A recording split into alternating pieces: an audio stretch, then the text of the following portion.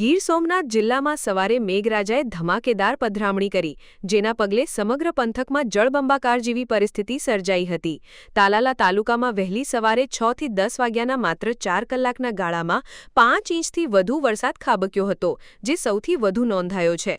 આ ઉપરાંત સૂત્રાપાડા, વેરાવળ અને કોડીનાર સહિતના અન્ય તાલુકાઓમાં પણ ધોધમાર વરસાદ વરસ્યો હોવાના અહેવાલ છે.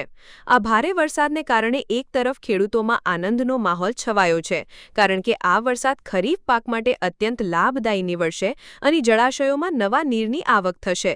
બીજી તરફ તાલાલા શહેર તેમજ અન્ય નીચાણવાળા વિસ્તારોમાં માર્ગો પર પાણી ભરાઈ જતા વાહન વ્યવહાર અને જનજીવન આંશિક રીતે પ્રભાવિત થયું હતું. અનેક સ્થળોએ પાણી ભરાવાને કારણે લોકોને હાલાકીનો સામનો કરવો પડ્યો હતો. જિલ્લામાં થયેલી ભારે વર્ષાને પગલે સ્થાનિક વહીવટીતંત્ર સાબદું બન્યું છે અને સંભવિત પરિસ્થિતિ પર નજર રાખી રહ્યું છે. નીચાણવાળા વિસ્તારોને સતર્ક રહેવા માટે સૂચના આપવામાં આવી છે. દરમિયાન હવામાન વિભાગ દ્વારા આગામી દિવસોમાં પણ સૌરાષ્ટ્રના વિવિધ વિસ્તારોમાં હળવાથી મધ્યમ વરસાદની આગાહી કરવામાં આવી છે, જેને પગલે તંત્ર દ્વારા તમામ આગોતરી તૈયારીઓ હાથ ધરવામાં આવી છે.